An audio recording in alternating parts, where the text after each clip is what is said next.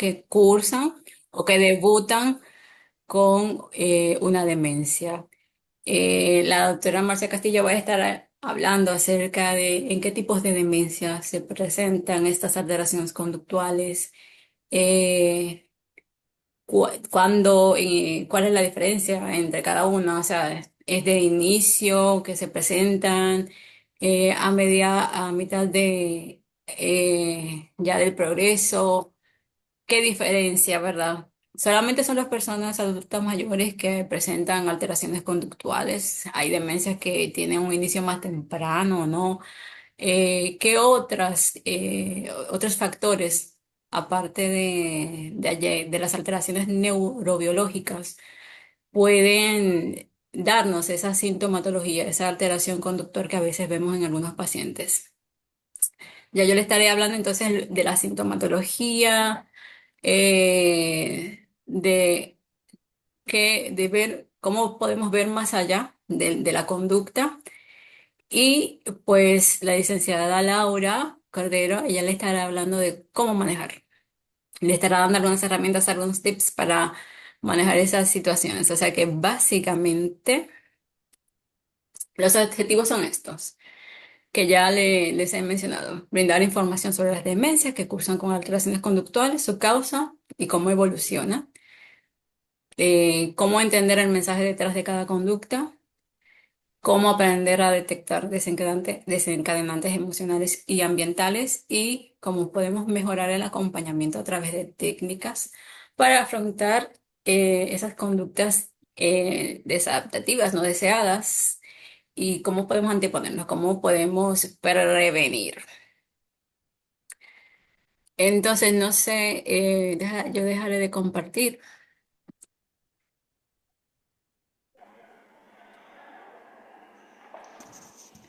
Sí, buenas Creo que noches.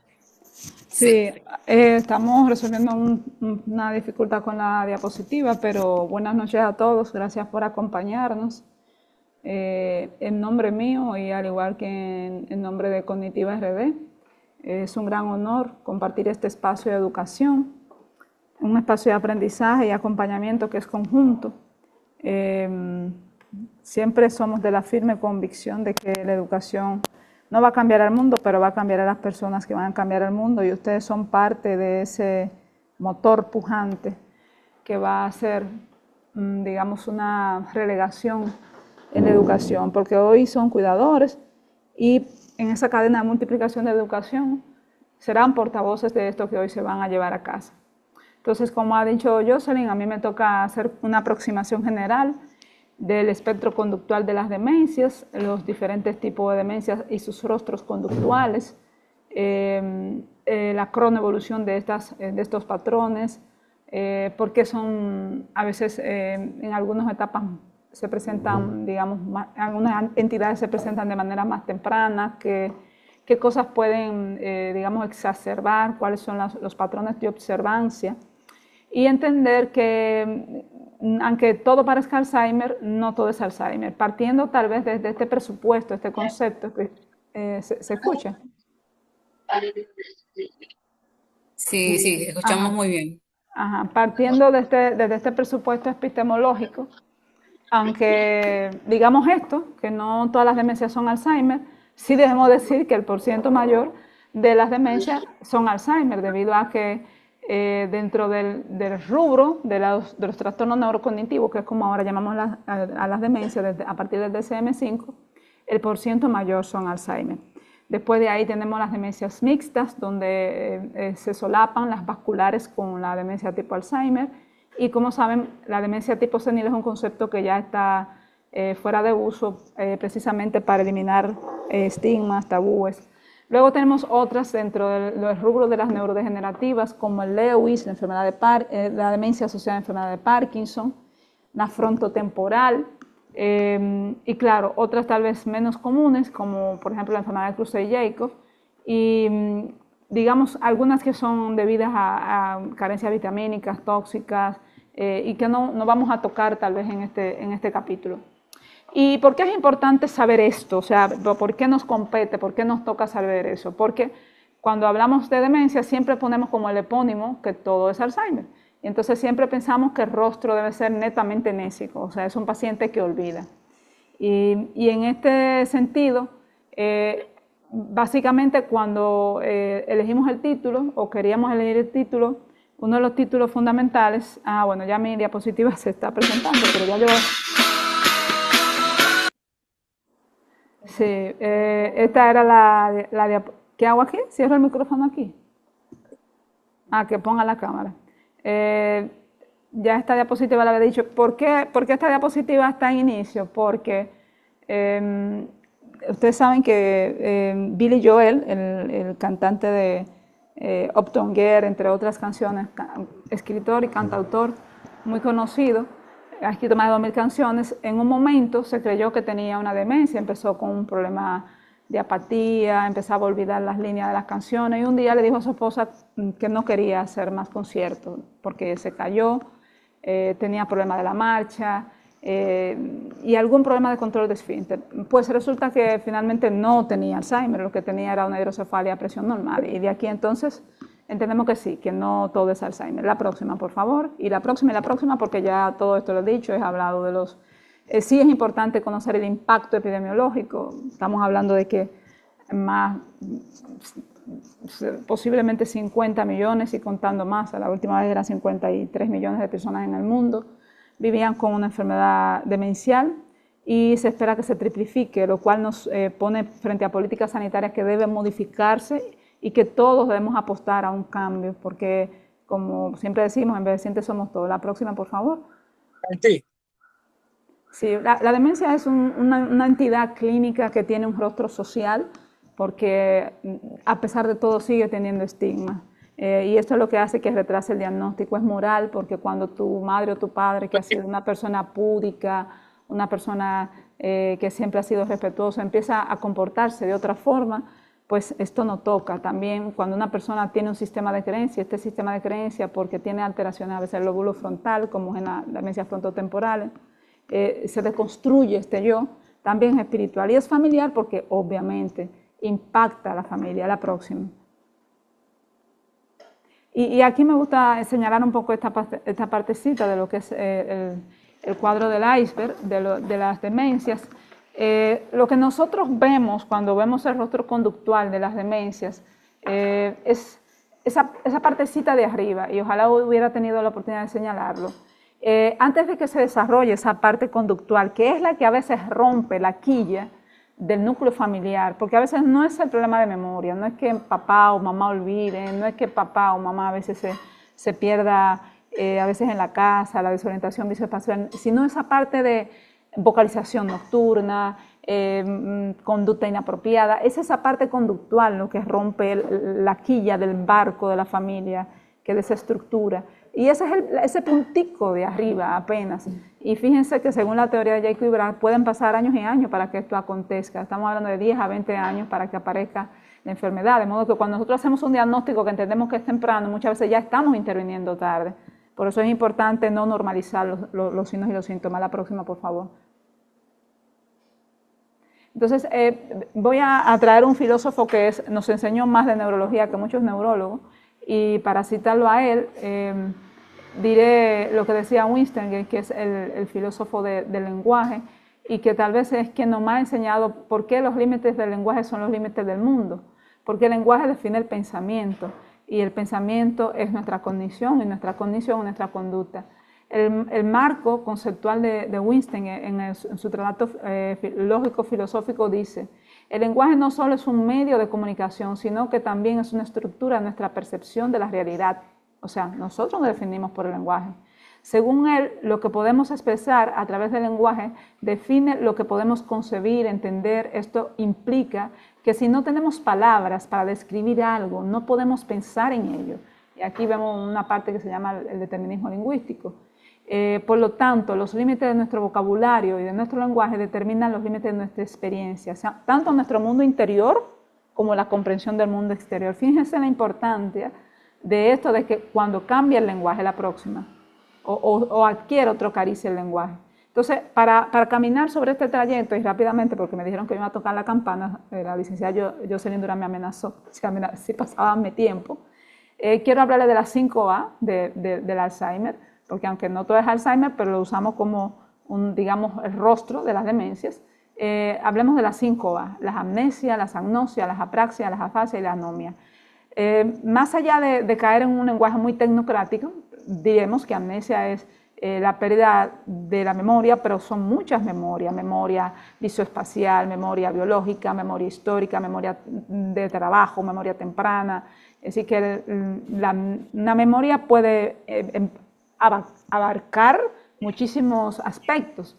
La agnosia, que es la incapacidad de reconocer e identificar información, es importante estos aspectos, porque esto cuando se pierde, precisamente cuando empezamos a apreciar por qué aparecen estas conductas. Por ejemplo, en el caso de la agnosia, la incapacidad para reconocer o identificar la información que llega a través de los sentidos, dígase audición, visión, tacto, hasta los mismos de percepción táctil.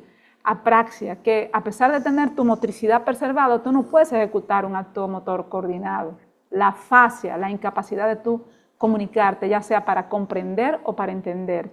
Y la anomia, en el concepto puro, porque hay otro concepto de anomia, pero que no tiene que ver con eso, es la incapacidad para recordar los nombres de la cosa, el fenómeno de la punta de la lengua. Pásame la cosa que sirve para la cosa. La próxima, por favor. Y entonces vamos a ver qué rostros tienen estos trastornos cuando aparecen, qué rostro conductual. Cuando hay amnesia, los diferentes tipos de problemas de memoria. Por ejemplo, esto es lo que hace que tu familiar te pregunte varias veces la misma cosa, o que te repita lo mismo, o que a veces te pregunte por personas que no están. Ahí estamos hablando de la memoria biográfica, de la memoria histórica. Se desorienta en tiempo y espacio. La ansiedad o irritabilidad de no reconocer personas y lugares. Ahí volvemos otra vez a la memoria visoespacial. El síndrome de puesta de sol, que yo lo va a explicar más adelante, porque no tiene un concepto del tiempo, además ahí entra el tema del ritmo circadiano y demás. El vagabundeo, porque de noche cuando merman los sentidos no me oriento bien, esto tiene que ver con mi memoria espacial.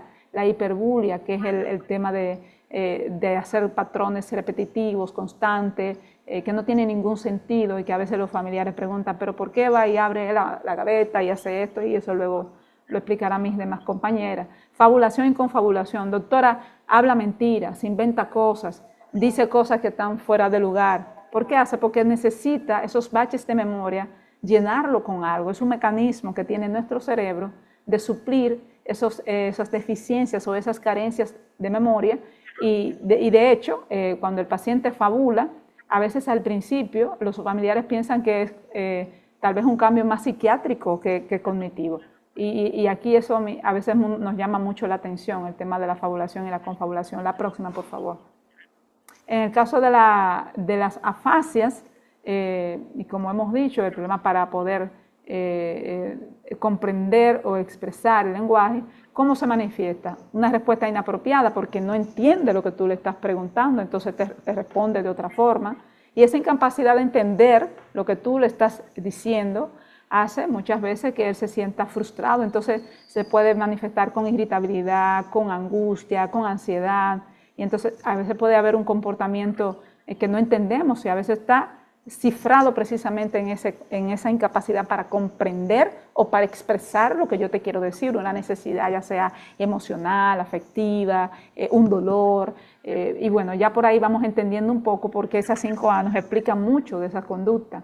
Se aíslan porque si no entiendo, si no comprendo, pues me aíslo, me aparto, busco la validación, y entonces los familiares siempre dicen, pero es que él siempre quiere estar pegado de mí, no sé por qué ahora siempre, un hombre que siempre fue muy enérgico, muy patriarcal, ahora pide permiso para todo, siempre quiere que yo le dé mi aprobación. Acusaciones sin contextos asociados, precisamente porque al no entender lo que tú le estás demandando, dice que tú no le has dicho o dice que tú le has dicho, y ahí ven esas fricciones, esos nudos gordianos en la familia. La próxima, por favor. Entonces, en el caso de las apraxias, sabemos, y como hemos dicho con antelación, para definir lo que es una apraxia, es la incapacidad para ejecutar un acto motor a pesar de tener la motricidad preservada.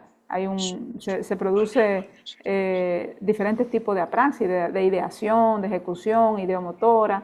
¿Cómo se manifiestan estas apraxias? Bueno, desde el punto de vista conductual, que es lo que hoy nos toca abordar, ¿verdad?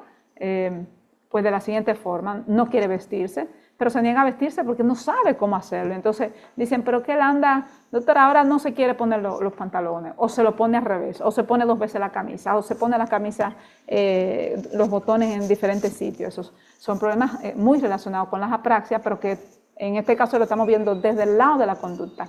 Irritabilidad ante las tareas que antes hacía, porque no sabe cómo hacerlo, aunque tenga su motricidad bien. Él tiene su brazo bien, doctora, pero como que no sabe, se ha vuelto un poco torpe.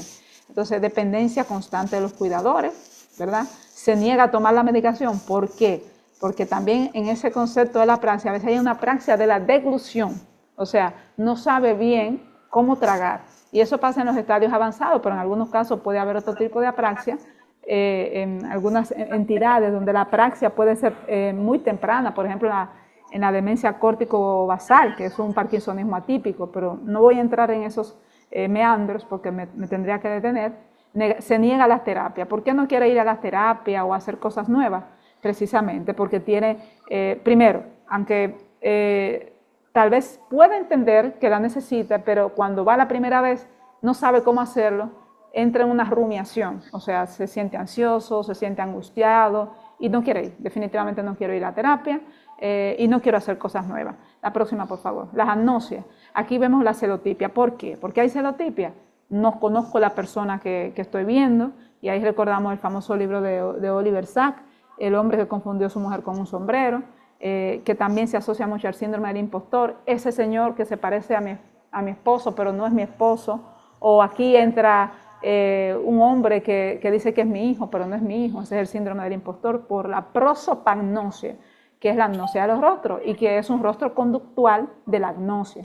Alucinaciones también, porque en estas agnosias también a veces algunos objetos se confunden. Ahí puede haber alucinaciones e ilusiones. Recordemos que la alucinación es una percepción que no tiene estímulo y la ilusión es la deformación de una percepción que puede estar en sintonía con la persona. Ya eso sería que habría que discutir, explicarlo mejor. Las alucinaciones ergodistónicas o ergosintónicas muchas veces están relacionadas con los fármacos, en el caso, por ejemplo, del Parkinson, que el paciente sabe que está alucinando, pero dice, pero esto no es real. Por ejemplo, pasa con las alucinaciones en el Parkinson, que son ergosintónicas, la paranoia de percibir extraño, y ahí vemos también en el Lewis, se ve mucho el síndrome de Capgras, que es que siente que la casa está habitada o está habitado por extraños. La nosognosia, un problema medular, que es el desconocimiento de la enfermedad. Esto me traen aquí, pero yo no siento que tengo nada. Y aquí también se niega a la persona, a la asistencia, a no dejar de conducir, a no dejar de hacer cosas. Dice que la puede hacer porque no tiene un conocimiento de sus déficits.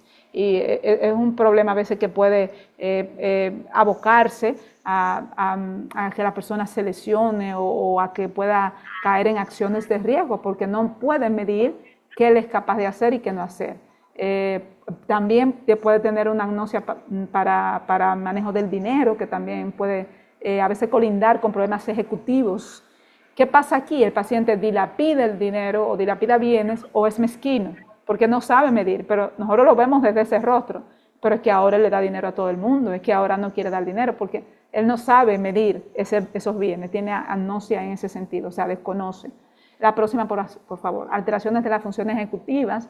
Y aquí vemos, recordemos que la corteza prefrontal no solamente tiene que ver con idear, planear, ejecutar, sino que ahí está la construcción de quiénes somos como seres personas, nuestra proyección hacia el futuro, saber si trascendemos, nuestra permanencia. Entonces, está como una construcción de todos nosotros. Hay impulsividad, pero puede haber desinhibición. El papá que nunca le decía a nadie que era gordo, que era feo, empieza a decir cosas inapropiadas. Ay, pero mira qué feo. Y entonces decimos, pero es que se ha vuelto mecha corta, pero ¿por qué dice esas cosas? Mi papá nunca hacía ese tipo de comentarios fuera de lugar. Y eso son cosas conductuales, ¿verdad? De la función ejecutiva. Cambios bruscos de humor, como explosiones de humor o incontinencia emocional, dificultad para seguir las rutinas, un comportamiento sexualizado, a veces con las personas cercanas, sobre todo con las personas que están cercanas a él, puede ser el cuidador, la cuidadora, el personal de asistencia en la casa, apatía, que se confunde mucho con la depresión, pero en este caso es una apatía cognitiva. Recordemos que la apatía se parece mucho a la depresión porque el paciente está apático, o sea, es como que no genera una emoción hacia nada, ¿verdad? Una iniciativa hacia nada. En esta falta de iniciativa, el paciente está retraído o está muy circunspecto y a veces da como esa idea de que puede estar depresivo, pero es más una apatía cognitiva y no es reactiva. O sea, en el Parkinson también se ve en Lewis y se ve también en la frontotemporal, sobre todo en la variante que es frontal. Hay cambio en la estructura moral, la personalidad, y esta es una de las cosas que a veces más afecta a la familia. Ese papá o mamá que cambia, pero que a veces está bien, y ahí están las fluctuaciones cognitivas que voy a mencionar ya rápidamente, la próxima, por favor. William Osler decía, uno de los padres de la medicina moderna, que es mucho más importante saber qué tipo de paciente tiene una enfermedad que qué tipo de enfermedad tiene un paciente. ¿Qué es lo que quiere decir esto? Que a pesar de que todas las demencias tengan más o menos un comportamiento parecido, hay cosas que son muy específicas de ciertas demencias y vamos a ver este próximo cuadro, la próxima. Aquí yo pongo las más comunes, se me pasó o sea, aquí no está el Parkinson, pero por ejemplo, solamente voy a hablar de la parte neuropsiquiátrica, ¿verdad? En el Alzheimer disease inicialmente no vemos grandes alteraciones, pero luego, como hemos visto, sí puede haber cambios, ¿verdad? Pero, por ejemplo, en la frontotemporal, que la conocemos mucho por Bruce Willis, si es una variante esencialmente frontal, vamos a ver cambios comportamentales que pueden ser o que esté lo que decimos frontalizado, o sea, o muy hiperexcitado, digamos, puede ser que el paciente se ponga explosivo, iracundo, o puede ser lo contrario, que esté apático. Si es la variante temporal, va a tener alteraciones del lenguaje. Entonces vemos cómo aquí en el paciente con demencia frontotemporal tiene aspectos cognitivos conductuales que son como muy específicos de la frontotemporal. Y en el Lewis hay también un hallmark, y esto es importante porque en el Lewis existe la ley del primer año, que a pesar de que hay parkinsonismo, porque aquí colinda Parkinson con demencia, las alucinaciones visuales son muy enriquecidas, o sea, es como para nosotros es como lo más marcado. Esta es una de las que más alteraciones visuales, no solamente alteraciones visoespaciales, visotemporales, sino que el paciente tiene alucinaciones visuales, muchas alteraciones del sueño, que a veces se confunden también con trastornos conductuales, las famosas parasomnias, hace cosas dormido, como que actúa los sueños, incluso que pueden confundirse como agresión hacia la pareja, ¿verdad? Y en la vascular podemos ver diferentes aspectos dependiendo de las estructuras que estén afectadas. Eso va a depender de dónde esté la injuria vascular. La próxima. ¿Qué es importante para señalar tal vez algunos, digamos, aspectos individuales? No todas las alteraciones conductuales están vinculadas a la cronología de la enfermedad. Si bien es cierto que yo le explicaba en la figura del iceberg que la puntita que rompe la quilla de la armonía familiar es esa parte conductual donde papá o mamá deambula de noche, el ritmo circadiano está invertido, vocaliza, no está comportándose normalmente como era, hace estereotipia, hiperbulia, hace ese comportamiento repetitivo que rompe la tranquilidad y el entorno. No necesariamente tiene que estar vinculado con esto, porque hemos visto que hay algunas alteraciones o algunos espectros demenciales que tienen esas manifestaciones de manera temprana, y vimos el ejemplo de la frontotemporal. Entonces, y hay factores naturalmente que pueden detonar y exacerbar, por ejemplo, infecciones, alteraciones hidroelectrolíticas. Es común que un paciente que tenga un trastorno cognitivo leve, pero una demencia no muy avanzada, según las diferentes escalas, pero que se hospitalice, vamos a suponer, y esté en intensivo, haga una psicosis o haga lo que llamamos la psicosis de intensivo, porque no ve la luz, no está orientado, los familiares entran por rato, o sea, infecciones, hospitalismo, aislamiento, problemas nutricionales, falta de ambulación. Todas esas cosas pueden detonar o exacerbar ciertos patrones conductuales, cambio del entorno, ya de eso Jocelyn hablará más adelante. Las fluctuaciones cognitivas, y esto también es muy importante resaltarlo, porque eso también suele ser a veces digamos, un parteaguas en la armonía del entorno familiar. Pero cuando habla conmigo por teléfono está bien, Entonces, esas fluctuaciones cognitivas es un viaje, por eso pongo aquí la ley de Jean Ribot o Alicia a través del espejo, porque Jean Ribot describió que los pacientes hacen un gradiente de desaprendizaje así como aprenden. O sea, la memoria tardía está muy preservada o suele estar bastante preservada hasta los estadios avanzados, sin embargo la temprana está muy desconstruida. Entonces te dicen, pero que él se acuerda muy bien de lo anterior. O sea, él se acuerda de cuando se casó, se acuerda de tal fecha, pero no se acuerda que desayunó. Entonces, como que eso no cuadra, doctora, yo no me explico eso. Eso obedece a esa ley de Jean Ribot. Y cuando digo Alicia a través del espejo, es que recuerden que cuando Alicia se metió por el espejo, el mundo se invirtió. Entonces, el paciente se la pasa muchas veces visitando el pasado. Y entonces de noche cuando dice me voy para mi casa, es que está visitando el pasado. O cuando a un hijo lo llama con el nombre del hermano, es que está visitando el pasado. Y entonces esas fluctuaciones cognitivas pueden ser más o menos marcadas dependiendo del estadio y dependiendo de la entidad clínica que sea. Por ejemplo, en Lewis lo vemos más y en la frontotemporal lo vemos más. Importancia de la personalidad premórbida. Mi maestro decía que uno es enfermo como es sano, pero es peor. O sea, muchos familiares se dan cuenta que él siempre tuvo como ciertas características. Ahora sí es verdad que cuando hay alteración frontal puede haber un cambio brusco en lo que es la personalidad premórbida, o sea, antes de la patología. ¿Cuándo y cómo se incrementan los psicofármacos? ¿Cuándo se debe implementar? ¿Siempre se debe medicar? ¿Cómo se debe medicar? Esto debe estar supeditado al criterio único y exclusivo del médico. Ah, bueno, que mi vecino, o sea, doctor Google, doctor ChatGPT, me dijo que se le podía dar quetiapina, que se le podía dar difenhidramina para los trastornos del sueño. No, las prescripciones están bien descritas según la FDA, según la EMA, según el NINS, según la Asociación Mundial de Alzheimer.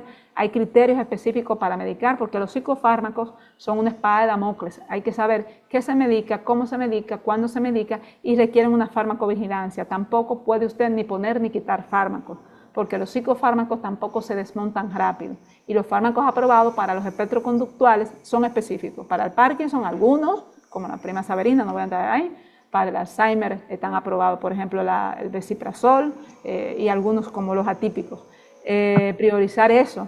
Y gracias al doctor Jung por sus lecciones, donde dice, conozca siempre la ciencia, domines todas las técnicas, pero ante una alma humana, usted siempre sea otra alma humana.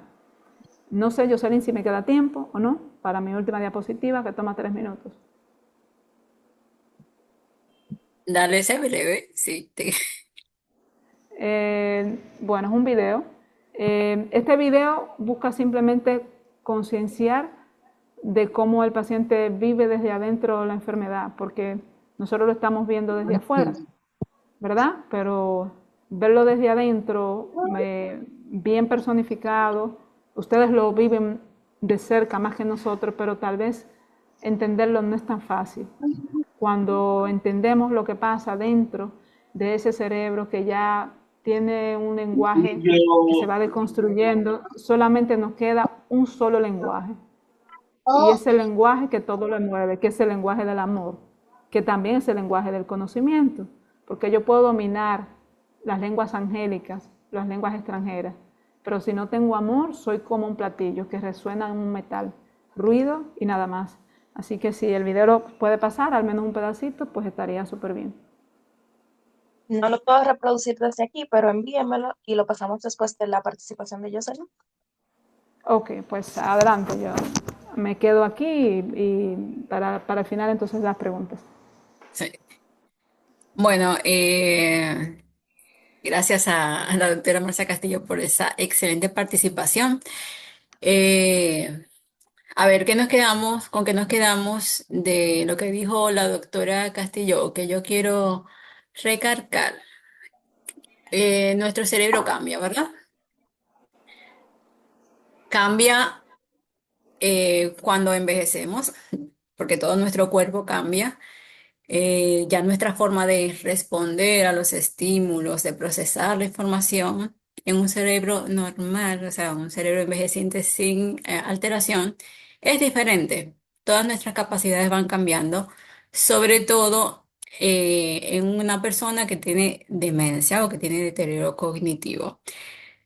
Cuando el comportamiento se convierte en un mensaje cifrado, La conducta es un mensaje, no es solo un problema. Como decía Marcia, no es que me lo está haciendo de maldad, no es que está fingiendo, es que su cerebro, las capacidades que adquirimos desde el nacimiento, porque cuando nacemos somos una tabula rasa, no sabemos nada, sino que vamos aprendiendo en interacción con el medio, con las personas, vamos aprendiendo normas, vamos integrando cosas. Y eso que integramos, ese aprendizaje, ¿verdad? Que se graba, que se convierte en una huella en el cerebro, una huella de memoria, es lo que nos permite desenvolvernos día a día. Entonces, cuando esa capacidad, eso se pierde, esas conexiones se pierden, pues entonces, ¿qué nos queda? Si hay confusión, si la memoria empieza a fallar, si la memoria, que es ese lugar donde habitamos, eso que forma nuestra identidad, empieza a tambalearse, pues no queda las emociones, nos queda la conducta. Como cuando somos muy pequeños, cuando somos bebés, nosotros no nos manejamos a través del lenguaje, pero sí a través de la conducta. Hacemos pataletas, rabietas, reímos, lloramos, siempre en función de lo que necesitamos, ¿verdad? De cómo nos sentimos, de cómo interpretamos nuestro ambiente. Entonces, ahí más o menos ustedes ven la diferencia entre un cerebro normal, ¿verdad? Un cerebro en toda su capacidad que nos permite hacer todo, hasta desde cepillarnos, atarnos los cordones, hasta resolver situaciones complejas. Ese cerebro maravilloso que ustedes ven ahí, pues con el tiempo se va atrofiando, va disminuyendo. Y sobre todo en demencias como el Alzheimer, que como dijo Marcia, no es la única, pero es la más común, pues que sí cambia. Entonces, eh, la afección de la memoria hace que el adulto no recuerde cosas recientes. Ustedes tienen que grabarse eso a fuego. O sea, para un adulto con demencia es muy cuesta arriba grabar información nueva. No importa que haya sido reciente que tú le digas que viene a visitar a alguien a la casa. Él te va a preguntar, él quizás no lo recuerde más adelante y no es porque no quiera, es simplemente que no tiene esa capacidad. Entonces, por eso va a repetir, quizás va a hacer resistencia en algunas ocasiones porque lo reciente para él se lo hace difícil grabar. Marcia decía que nuestras memorias pasadas son las que están mejor consolidadas, sobre todo aquellas que están asociadas como a eventos de una emoción en particular, ya sea una emoción positiva o una emoción negativa. Y por eso ellos se remontan siempre a lugares o a personas que de alguna forma tuvieron un impacto en su vida. ¿Y por qué? Porque ellos, cuando están en esa confusión, necesitan paz. Ellos buscan seguridad. ¿Y qué le da seguridad? Esos recuerdos que ellos tienen de esa casa, de sus padres, de sus hermanos, de lo que es conocido. Porque el mundo, cuando ya uno empieza a tener problemas de memoria, empieza a desconocerse. Entonces, la seguridad está en los recuerdos que ellos aún conservan. Como decía Marcia, pues el deterioro de las funciones ejecutivas, que son las capacidades que nos permiten controlar la conducta, regular las emociones, resolver problemas, planificar, tomar decisiones, se afecta en las demencias y pues le impide a ella hacer muchas cosas que vamos a ir viendo. Los cambios en la amígdala dificultan el proceso emocional y por eso pues se irrita. Es como que están más sensibles, son más sensibles a las personas, a lo que sucede en su entorno, a lo que tú le dices. Por eso, cuando un adulto mayor no recuerda que haber comido, en lugar de tú confrontarlo, ¿qué va a provocar? Pues que se irrite más, que se confunda más. Y algo que yo quiero que ustedes tengan muy pendiente, cuando usted esté en esa situación, tiene que pensar, por más que lo confronten, no va a recordar. Y aunque tú se lo digas en ese momento, más tarde lo va a olvidar. Entonces, lo que vas a ganar, ¿qué es? Que esté confundido, que esté irritado, que no vas a aliviar el malestar, te vas a poner tenso tú. Entonces, a nosotros no nos sirve, no ganamos nada con que él razone, porque no siempre vamos a lograr que razone por esas fluctuaciones que mencionaba Marcia. Habrán días que serán muy buenos y en que sí que lo vas a lograr, que sí tienes la oportunidad, pero hay otros que no. Aún con toda y medicación, con toda y terapia, hay días que no serán tan buenos. Entonces, ¿qué ganas más? ¿Teniendo la razón? Que haciendo que él admita que él razone o que él esté tranquilo, que tu familiar tenga paz, esté tranquilo, esté a gusto. ¿Mm? Bueno, la desorganización en las redes visoespaciales, que ya eso es todo un tema cerebral, es lo que produce que pues ellos se desorienten espacialmente, pero también temporalmente, y eso es cuando una persona ya deja de recordar en qué día está, en qué mes está, en qué año se encuentra. Son indicios cuando ya no recuerda lugares conocidos, cuando se confunde de ir para un lugar a otro, etcétera. Son indicios que no podemos normalizar porque aunque sí es verdad que las personas se preocupan cuando ven los síntomas conductuales. Los síntomas cognitivos, que son los que en la mayoría de las demencias se presentan primero, se anteponen mucho antes. Entonces, ¿qué pasa? No llegamos a la consulta a tiempo. ¿Por qué? Porque normalizamos. Es normal, a todo el mundo se le olvidan las cosas, incluso a la gente joven.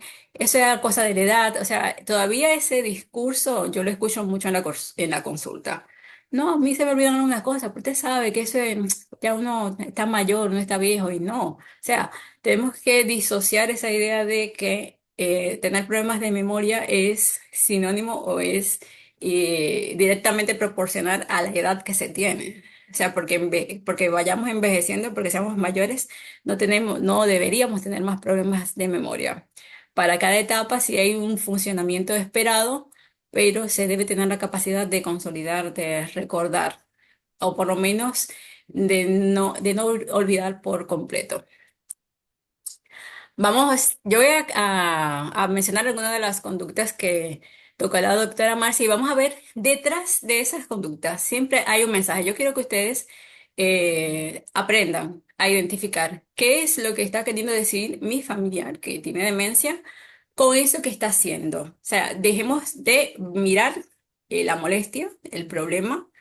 No es fingimiento, no me está queriendo hacer la vida imposible. ¿Qué está diciendo detrás de la conducta? Por ejemplo, cuando eh, hay agitación verbal, o sea, hay gritos, hay inquietud. Nixie, ¿cómo yo quito? Porque no veo la parte de arriba cuando estoy compartiendo. ¿Qué quieres quitar? La tablilla de arriba, que no me deja ver la primera parte. Pero está bien. Eh, ¿Qué pasa? ¿Por qué hace eso? Bueno, no te entiende, ¿verdad? Cuando una persona no comprende lo que tú le estás diciendo, porque quizás hablas muy deprisa, y recuerden que cuando se es adulto, cuando ya se tiene deterioro, la velocidad con la que se procesa la información es mucho menor.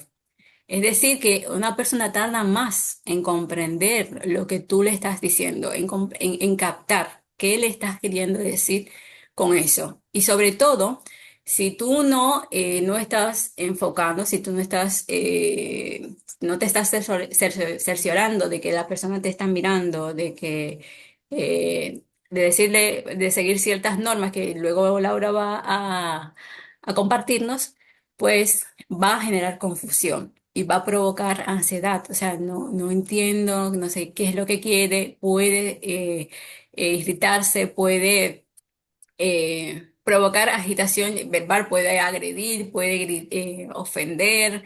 eh, entonces, eh, cuando hay demasiada estimulación en el ambiente, por ejemplo, imagínense un radio, una televisión a todo lo que da, el radio del vecino, los niños en la casa saltando, gritando, el ruido de la cocina.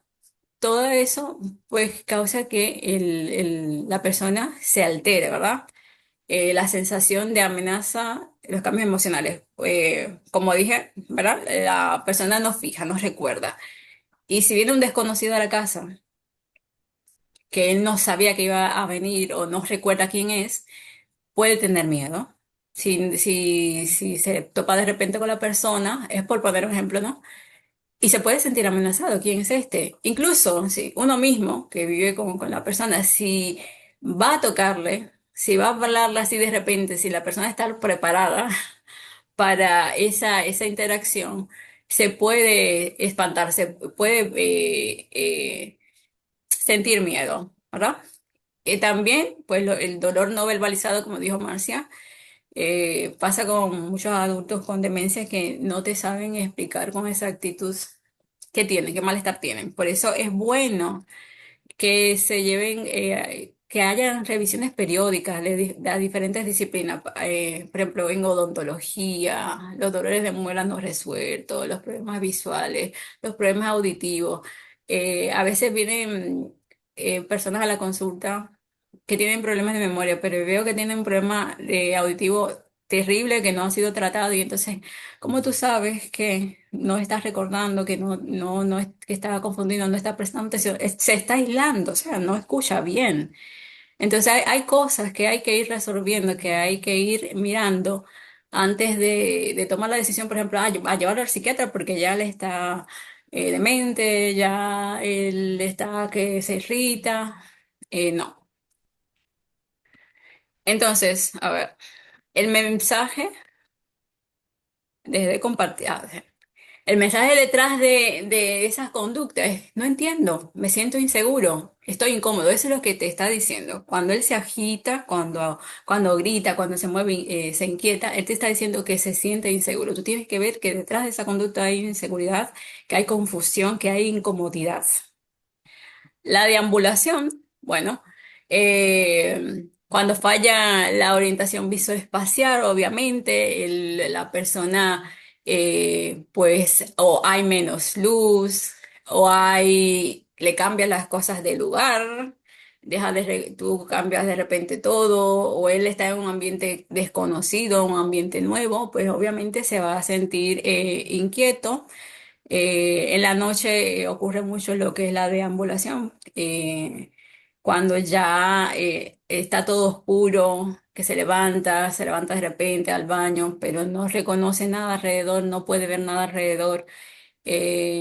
Entonces se mueve, necesita moverse por ansiedad, ¿verdad? Eh, olvida, ya como deja de ubicarse, olvida dónde está, o sea, dónde iba. Si se dan cuenta detrás de eso, detrás de esos problemas conductuales, son problemas cognitivos, son problemas de fondo, son fallos que de capacidades cerebrales, pero que se manifiestan en la conducta, obviamente. También puedes deambular por la falta de estimulación. O sea, imagínense un adulto que esté todo el día sentado en la sala, en el sofá, sin tener nada que hacer, mientras todos están en sus cosas, en las habitaciones. Eh, Obviamente se puede sentir aburrido e inquietarse.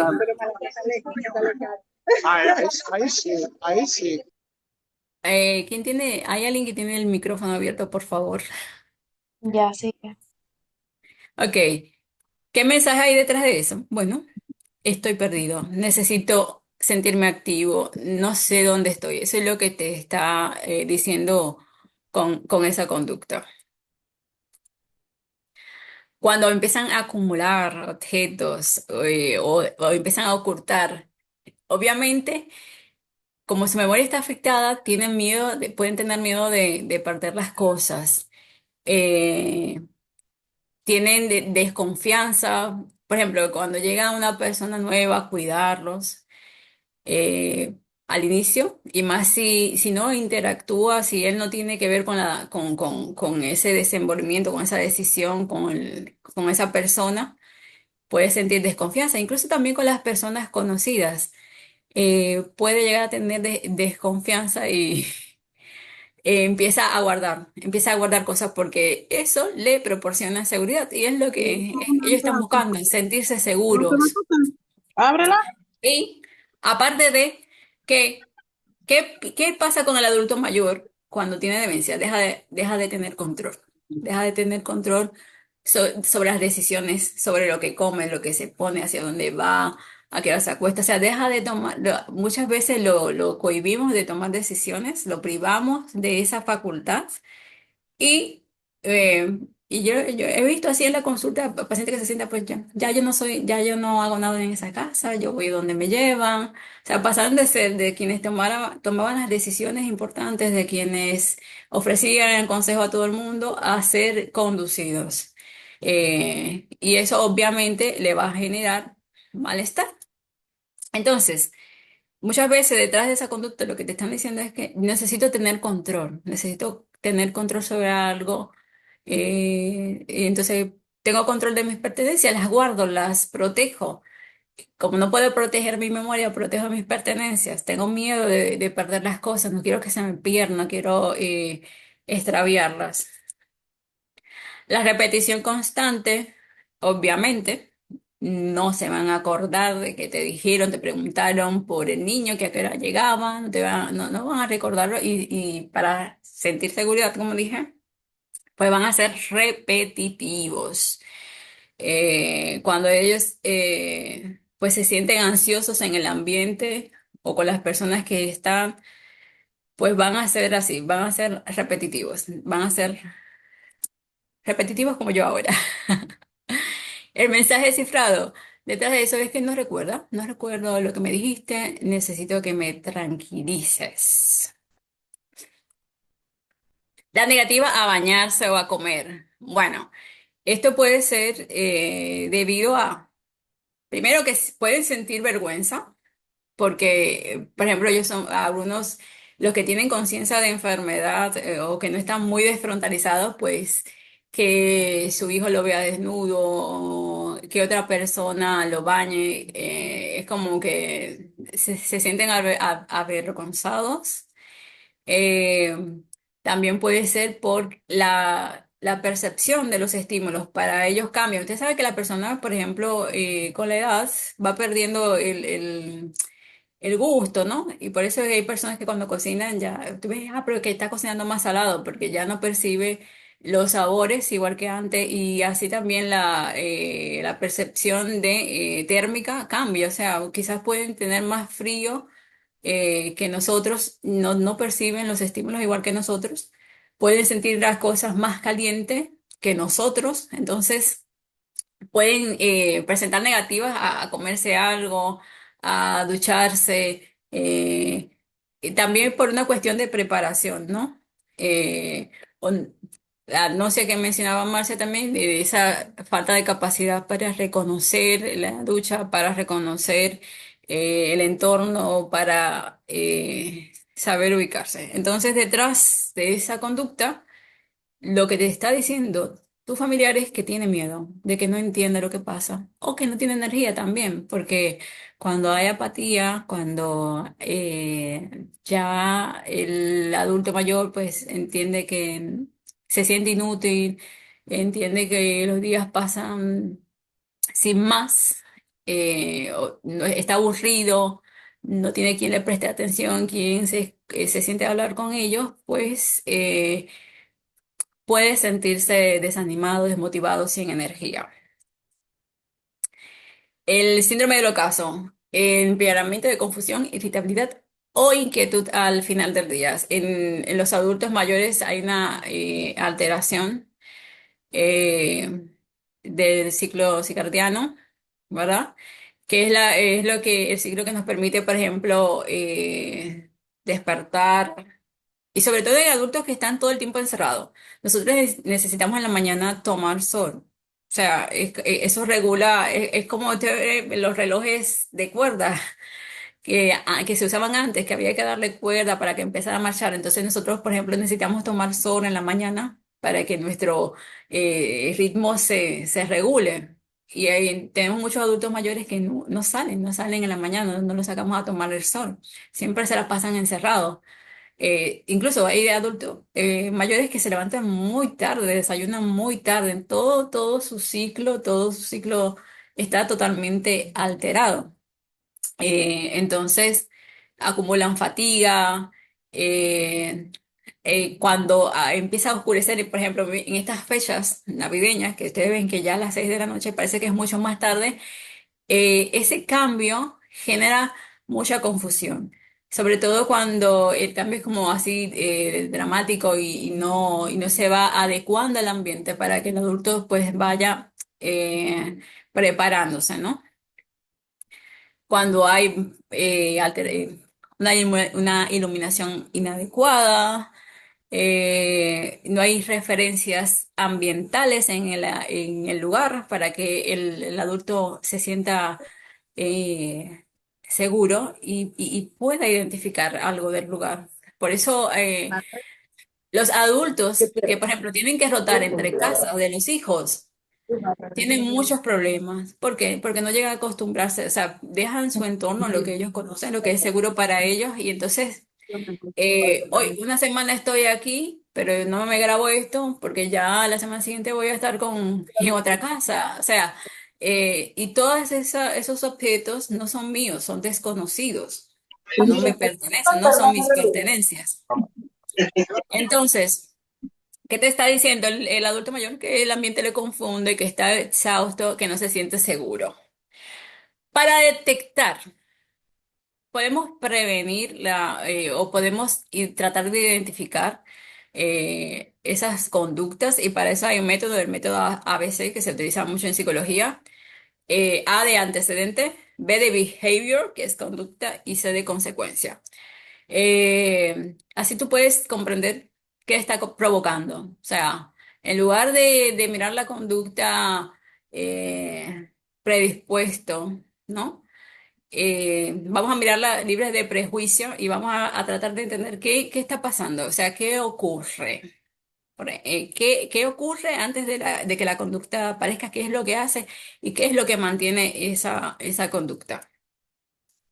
Entonces, cuando algo, una conducta de estas aparece, nos vamos a preguntar qué pasó antes. Vamos a empezar a ver, empiezan a analizar qué pasó antes de que se irritara, qué pasó antes de que gritara, qué pasó antes de que empezara a deambular, ¿verdad?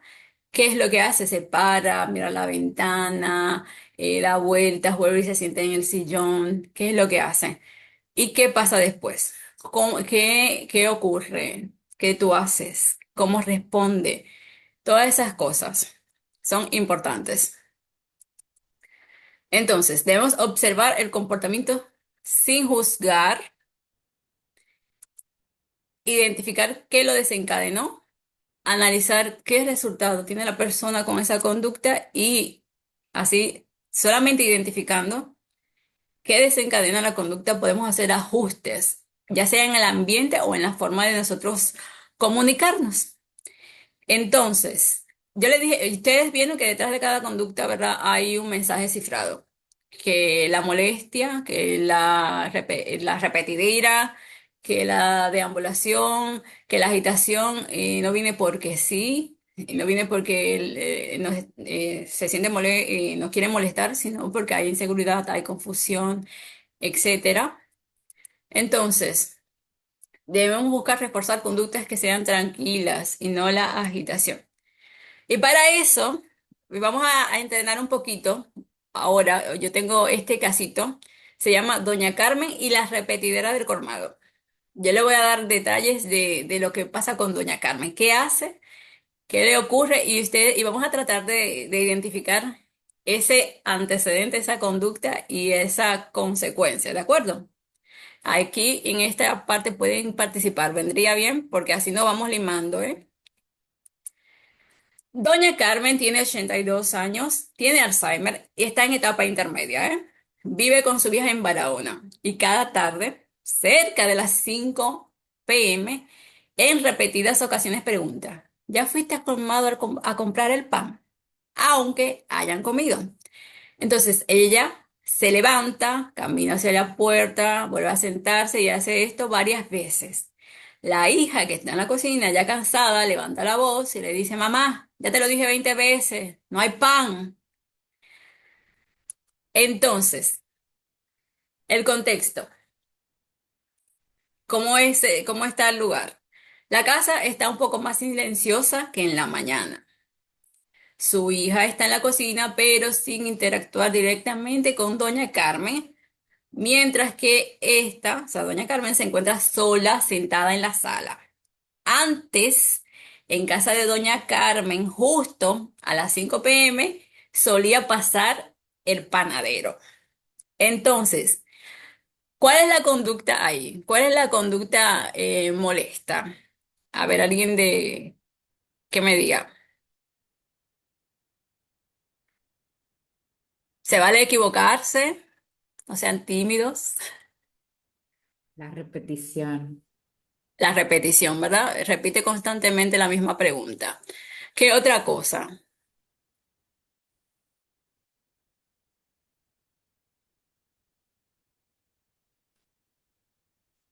¿Hola? ¿Alguien más se anima? ¿La repetición? ¿Qué más?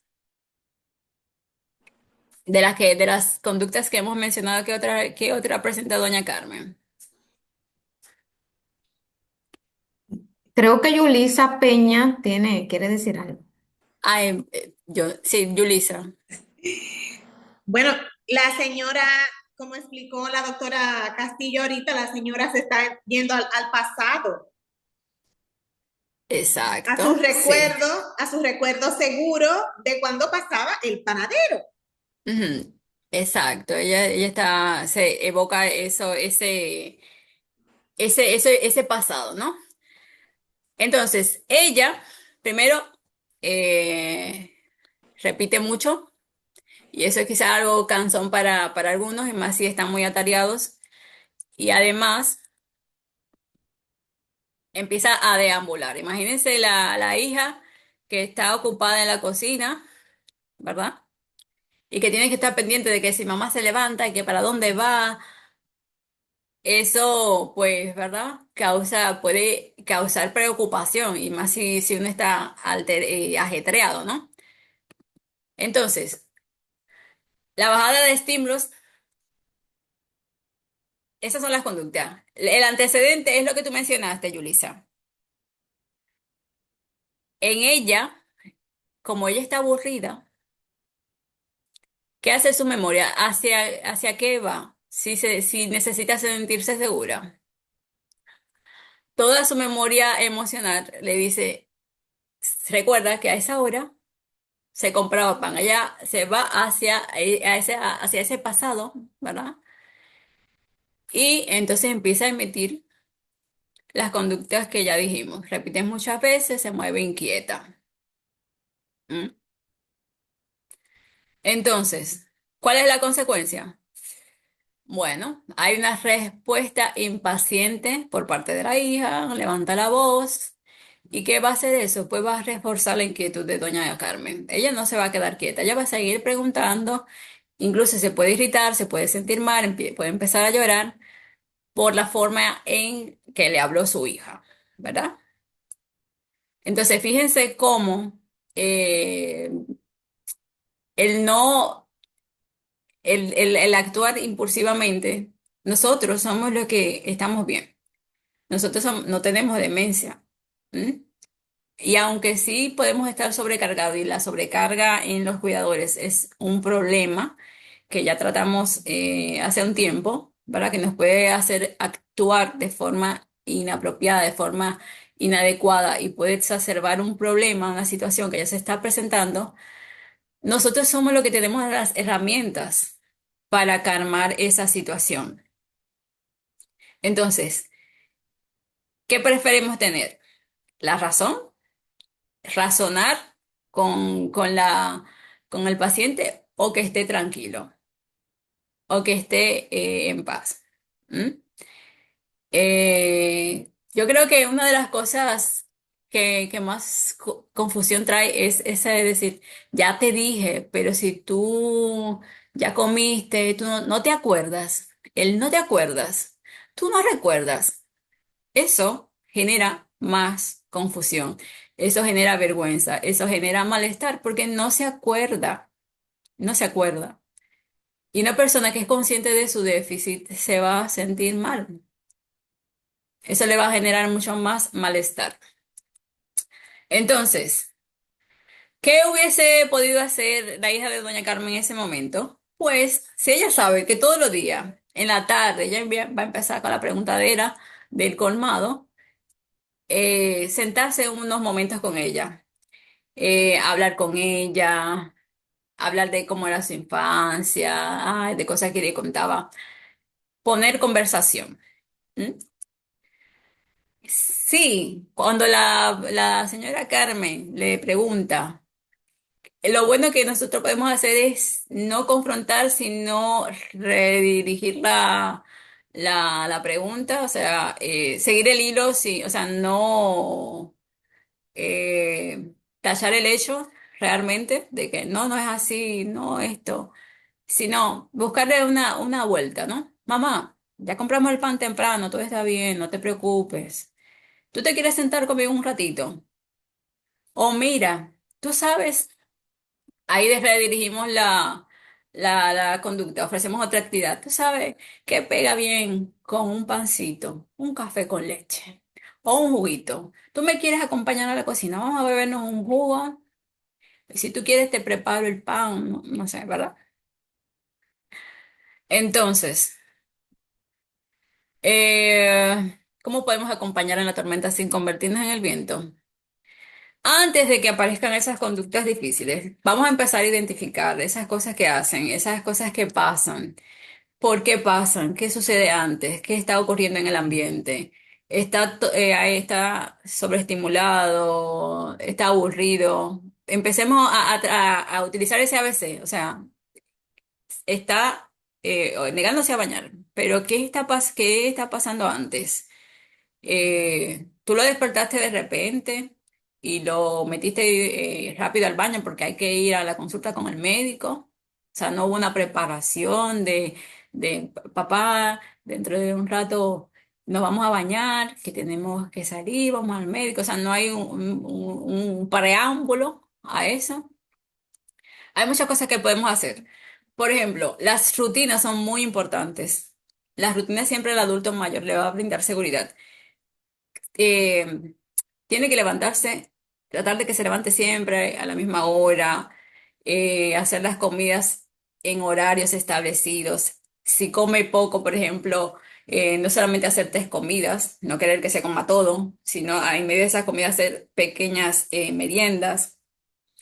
Bueno, eh, en la hora del baño, que haya una hora del baño, que haya un momento de hacer alguna actividad, de sentarnos a hablar, de hacer los ejercicios de estimulación, sí, que sea predecible, las rutinas, su día a día, sea predecible. Mientras más predecible, pues más seguridad va a tener, porque no va a tener que estar recordando, no va a depender únicamente de la memoria, de recordar hacer esto, de recordar hacer lo otro. Eh, Organizar el ambiente. Muchos estímulos que a nosotros nos molestan a ellos, para ellos pueden ser abrumadores. Y como yo les dije, ellos son mucho más sensibles al ambiente. Entonces, si vas a poner música, pues trata de, si hay otras cosas, hay mucho ruido ambiental, pues trata, si necesitas ponerla que sea leve, bien bajita. eh, tratar de preparar el ambiente, no solamente con lo auditivo, sino también lo visual. Por ejemplo, eso de que él se sienta como está en casa, que tenga fotografías de familiares, de personas conocidas, cosas de él en el ambiente que le puedan servir de guía, es muy importante. Espacio despejado, sobre todo cuando ya hay problemas del equilibrio y demás, pues puede ser bastante perjudicial, sobre todo en la noche cuando se levantan confundidos. eh, eso puede afectarlos. Ya de la comunicación le voy a hablar también Laura. Hay que hablarle como si estuviéramos guiando a un niño en la noche, pero ojo, siempre recalco, no infantilicemos al adulto mayor.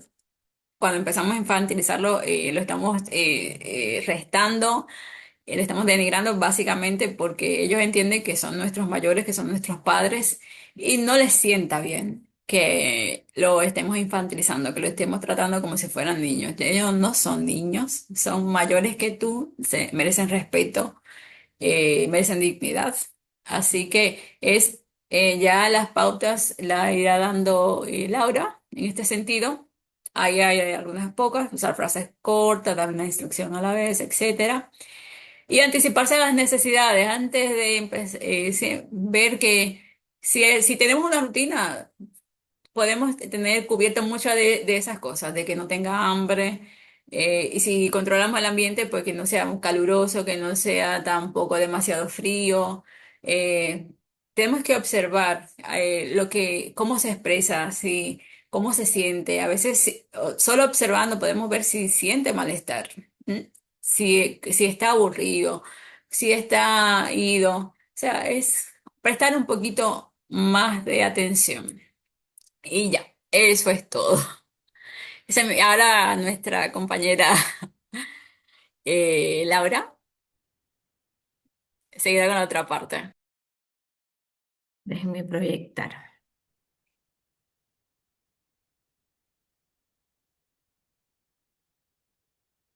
¿Pueden ver la pantalla ahí?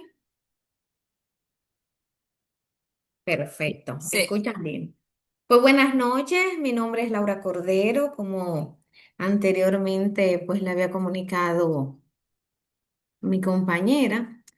Em, Después de haber escuchado los conceptos, los tipos de conductas que podemos ver en un paciente pues con demencia, ahora la pregunta es, ¿qué yo puedo hacer en casa cuando la realidad pues me aborda?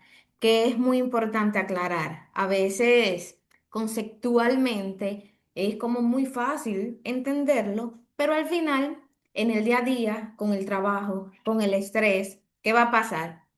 No podemos abrumar y esto va a ser entonces que quizás no podamos pues tener un manejo adecuado. Entonces, el día de hoy yo quiero, antes que todo, hablar de algunas técnicas súper fáciles que ustedes pueden guiarse. Haciendo una recapitulación, ¿verdad? Puntual. Entendemos ya, ¿verdad?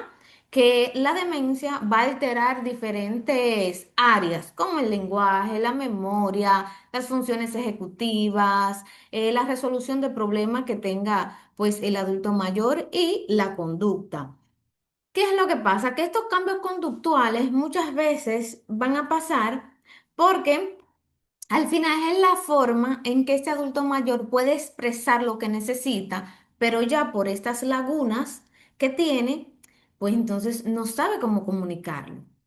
Es por eso que les voy a presentar las técnicas 5 en específica. ¿Con cuál objetivo en sí? Bueno, que logremos mantener ante todo lo que es la dignidad, que podamos mantener la conexión, que podamos mantener la seguridad, tanto de usted como de nuestro adulto mayor. Ante todo también el bienestar y la calidad de vida de todos los integrantes. Entonces, hay 5 técnicas que manejamos mucho o que intentamos que los cuidadores pues aprendan ya a la hora de psicoeducar. Una de ellas es no confrontar, que ya eso ya mi compañera había hablado, redireccionar, vamos a validar la parte emocional, eso yo lo voy a explicar ya más detenidamente. Vamos a usar siempre un lenguaje calmado y vamos a intentar manejar la crisis en sí.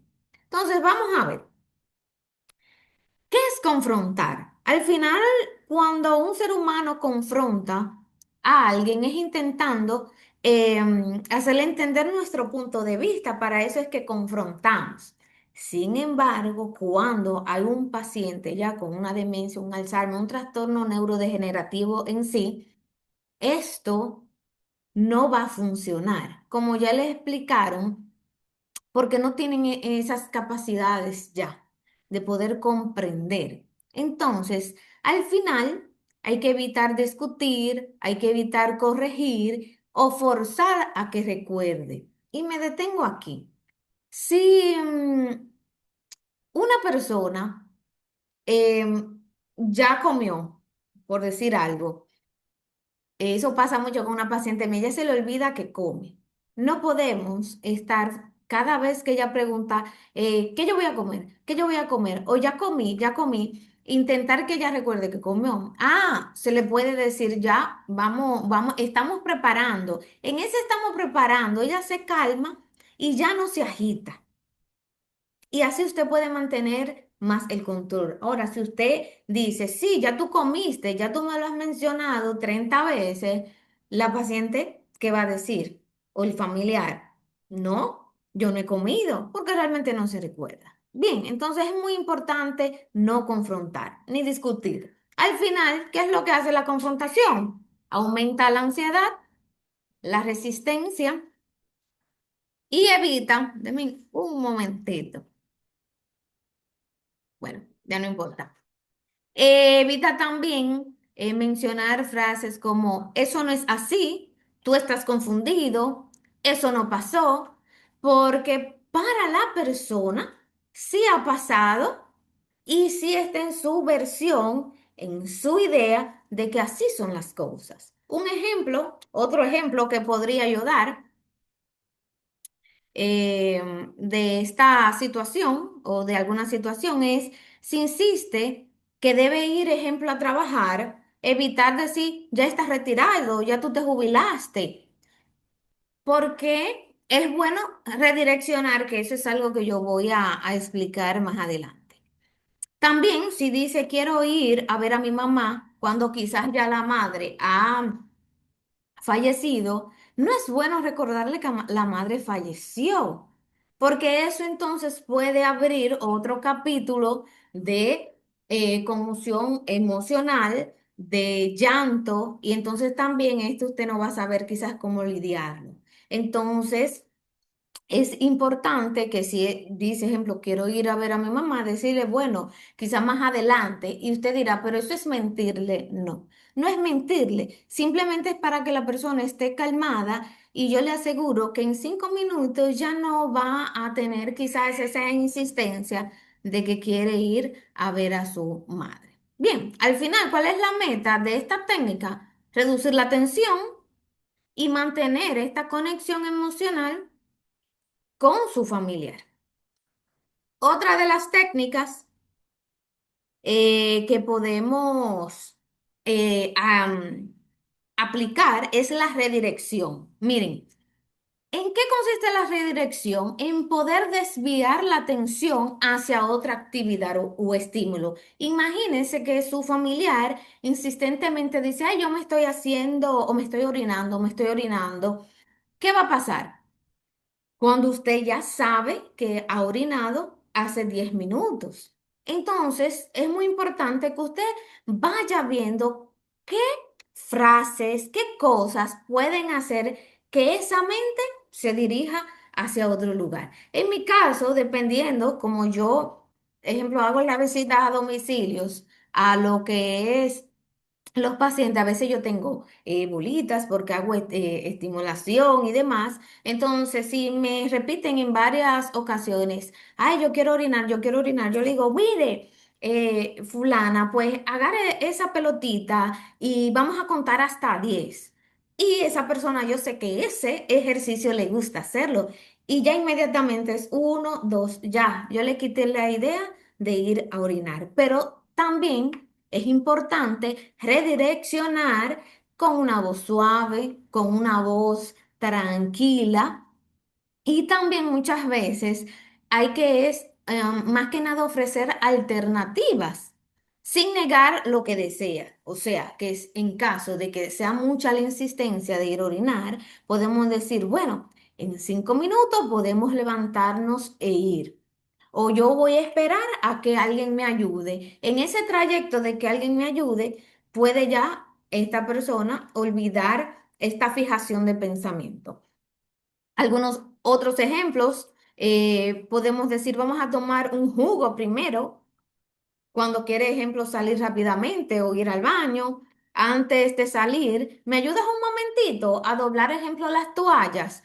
Em, Tú lo haces mucho mejor que yo. Entonces es dirigir ese pensamiento hacia otro. ¿Y cuál es la meta final?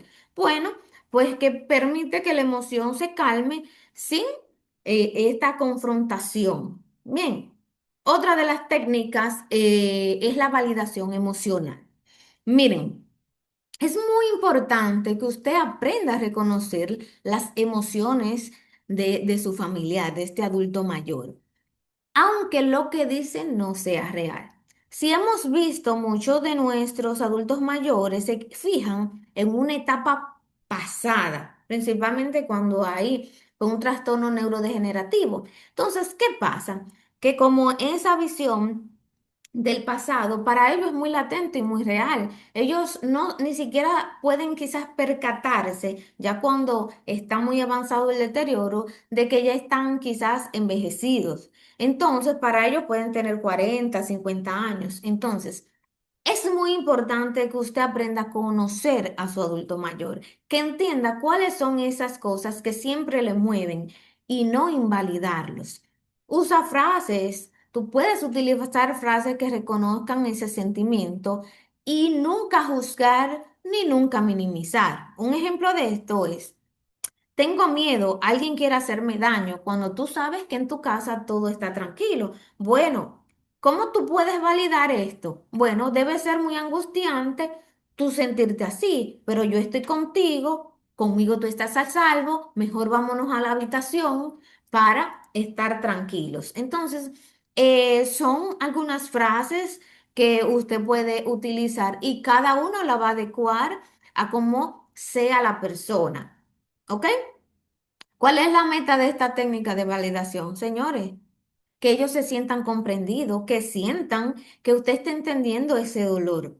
Y también reduce la ansiedad y la resistencia a hacer algunas cosas.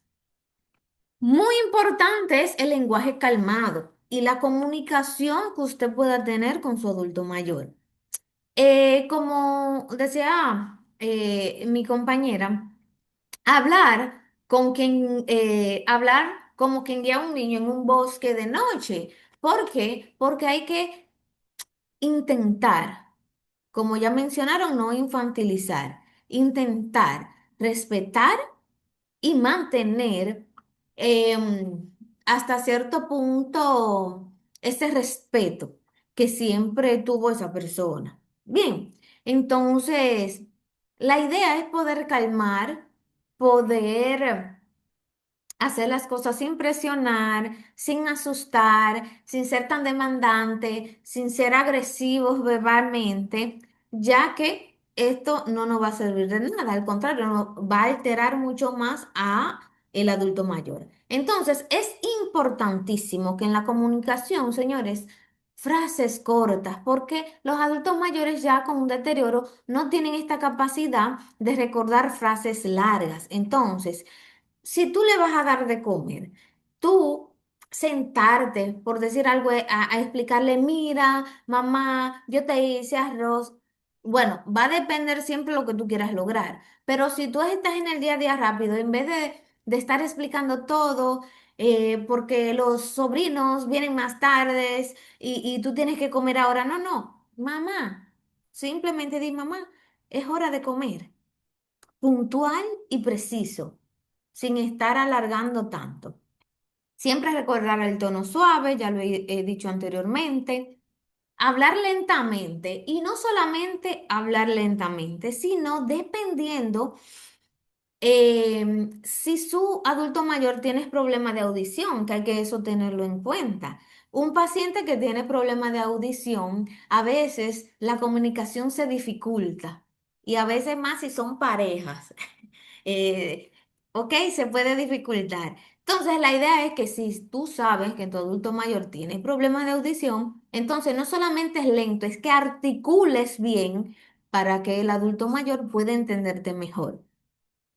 Señores, miren, la cara habla cuando usted está feliz, cuando está enojado, cuando algo te incomoda. Entonces, que las expresiones faciales puedan ser ante todo, pues, relajadas y que esta familia no sienta que tú estás haciendo las cosas de mala gana, porque ellos lo perciben eso, cuando usted no está bien.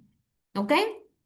Y también señalar lo que va a pasar antes de hacerlo. Es bueno, ejemplo, que usted anticipe y anteriormente se habló de esto. Anticipar es algo muy importante. Si vamos a cenar en 10 minutos, mira, mamá, o mira, mi amor, en 10 minutos ya vamos a ir cenando. ¿Para qué? Para que ese familiar se vaya haciendo la idea de qué acción va a tener que ejecutar. Si pararse del sofá, sentarse en la silla, tomar los cubiertos, todo eso es importante, pero siempre con un lenguaje calmado. Un ejemplo de esto, María, voy a ayudarte a ponerte la camisa. Lo haremos despacio, estoy contigo. O sea, ya le estoy anticipando que hay que cambiarse, pero nada se puede hacer con prisa. Esto va a permitir reducir la tensión ante esa tarea que, aunque ustedes no lo crean, para muchos adultos mayores en estas condiciones es algo difícil.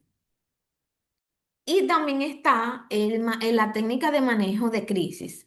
Las crisis pueden venir desde cualquier situación que pase en el ambiente, cualquier ruido, cualquier cosa que quizás vi en la televisión, un nieto que quizá sin querer se tropezó con el pie.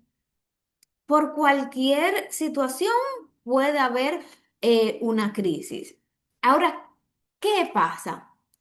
La idea es que usted pueda tomar acción para mantener la seguridad física y emocional de esta persona cuando pierde el control. Siempre yo recomiendo que ya cuando se tiene un adulto mayor con una demencia en casa, tenemos que cuidar mucho el ambiente de todo lo que esté alrededor y entender que se deben cuidar los espacios. Si usted sabe que en una gaveta hay tijeras, hay objetos punzantes o eso, o me le pone una llavecita o me lo cierra de una manera segura para que este adulto mayor, en caso de perder el control, no vaya, porque quizás tenga memoria de que esas cosas se guarden ahí. Yo siempre les digo a los familiares, intente que nada, que sea peligroso, incluso hasta los vasos, si son de cristales, yo les dije, cámbialo. Hay algunos que venden que parecen de cristales, pero no son de cristal. Entonces, esto pueden ser alternativas. Ya cuando una persona pierde el control, que usted lo vea más agitado, agresivo, que está caminando mucho, lo importante es que usted pueda mantener una distancia segura para que esta persona no le vaya a lastimar, retirar los objetos peligrosos que quizá en el ambiente están. Siempre es bueno también reducir los ruidos, las luces, los estímulos que hayan en el ambiente, hablar poco y con voz calmada, que usted a una persona en esta situación, en una crisis, el tú estarle diciendo, pero cálmate, cálmate, tranquilízate, eso no ayuda. A veces el silencio es su mejor aliado, porque no tiene a quien confrontar. Acuérdense de eso. Y también usted siempre tiene que tener una persona que pueda ser su aliado en caso de que surja una crisis mayor, como quizá he tenido pacientes que han intentado increíblemente escalar verjas y cosas, usted tiene que tener una persona que le pueda pues ayudar y apoyar y que esté cerca de todo. Un ejemplo de las cosas que usted pudiera decir, una de tantas, estoy aquí contigo, no voy a hacerte daño, voy a dejar espacio para que esté seguro, pero siempre en vigilancia. Cuando hablamos de espacio, no es que usted se va a ir a trancar a una habitación y va a dejar a su adulto mayor en su crisis en la sala, porque se puede descontrolar la situación. Es usted se va a alejar de ese sillón, se va a sentar en el comedor y ya de esa manera pues va a poder hacer este manejo de crisis.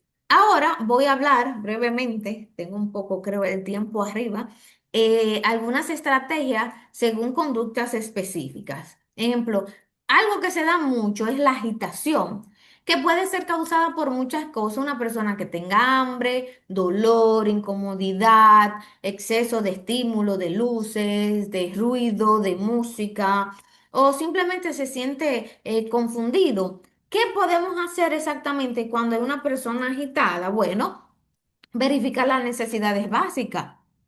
¿Tiene hambre? ¿Tiene sueño? ¿Siente frío? ¿Calor? ¿Qué es lo que necesita? Siempre nos vamos a ir a lo básico. Otra cosa es, recuerden, redirigir a una actividad más tranquila, intentar desenfocar su atención y redirigir. Y reducir los ruidos y estímulos, perdón. Ejemplo, la persona camina sin parar, inquieta en la casa. Bueno, podemos decirle, vamos a sentarnos un momento y escuchamos esta música que sé que te gusta. Entonces, por eso es que le digo que es importante usted conocer a su familiar. Si usted sabe que le gusta su merenguito, entonces usted va a tener siempre ese merenguito ahí por si acaso. En caso de que se agite, pero ese puede ser un comodín para hacerlo salir de esta agitación. También miren, se da mucho la agresión verbal. Recuerden siempre no personalizar, porque cuando un deterioro cognitivo puede pasar que de una persona ser una que no haya dicho nunca malas palabras o nunca haya tenido un lenguaje obsceno, ya cuando le afecta ciertas áreas del cerebro, pueden tornarse verbalmente agresivos y decir cosas, malas palabras, pero también em, decir cosas fuera de lugar, no solamente a usted, sino al vecino y demás. Entonces, nunca personalice. Generalmente, cuando hay una agresión verbal es que hay miedo, frustración o una sobrecarga sensorial que no saben manejar. Entonces, siempre recuerden, tono calmado. No vamos a responder a estos ataques, que si él te dijo algo fuerte, tú le vas a contestar para atrás. Esa no es la idea. Recuerden validar la emoción de decir, bueno, yo sé que puedas sentir que soy esto y así lo vamos dirigiendo. Y da espacio y muchas veces mejor regresar después. Pero recuerden siempre con vigilancia. Usted puede poner cámaras, que siempre le digo, es bueno tener su cámara para en caso de que usted tenga que retirarse, pueda ir vigilando por la cámara qué está pasando alrededor. Un ejemplo de esto es que la persona diga, déjame en paz, eres un inútil. Tú le puedes decir, bueno, veo que estás enojado, me voy a quedar por aquí cerca si necesitas algo. Y así usted no confronta. La negación al baño es algo que también ya se habló, por eso quizá no vaya a abundar tantísimo. Sin embargo, es importante entender que es algo muy común que los pacientes en estas condiciones se nieguen a ir. Entonces, algo que usted va a tener que hacer día a día con su familiar. Entonces, hay veces que los cuidadores la pasan mal. Entonces, ¿qué podemos hacer? Primero es porque intentar entender a ese adulto mayor por qué no le gusta el baño. Es que siente que el agua está fría o muy caliente. Si le da vergüenza que lo vean, recuerden que nuestros adultos mayores fueron muy cautos, muy prudentes, principalmente como más las mujeres. Entonces puede darle vergüenza. O también pueden confundir el espacio o sentir que están invadiendo su privacidad. Bien, entonces siempre es ofrecer opciones, no dar órdenes. Recuerden, esto es como una negociación. Tú no quieres bañarte ahora, bueno, quizás en 5 minutos. Y usted dirá, caramba, Laura, pero es que a veces yo tengo un tiempo muy justo y yo tengo que irme a trabajar, yo no puedo estar negociando. Yo sé, esa es la realidad de muchos, pero entonces, si a la hora antes de irse a trabajar se le complica quizá usted tener este espacio de negociación, usted puede negociar quizás bañarlo ya en la tarde cuando usted llegue, donde va a tener quizá un lapso de tiempo para poder negociar un poquito más. También explicar cada paso de lo que se está haciendo. Mira, ahora vamos a entrar a la bañera, voy a abrir la ducha, va a salir un poquitito tibia o va a salir fría para que la persona vaya pues intentando comprender. Hacer una rutina predecible. Lo ideal es que siempre se bañe de la misma manera y si es posible, le digo la verdad, con la misma persona o que sean dos como máximo, le diría, si es posible para que ya cuando esa persona vea, lo vea usted, sepa que vamos al baño. Bien, siempre mantener el baño cálido y bien iluminado. Bueno, ya este ejemplo lo di. Otra cosa que podemos ver es que es este vagabundeo de querer irse a casa y demás. Denme un momentito. Denme un momento.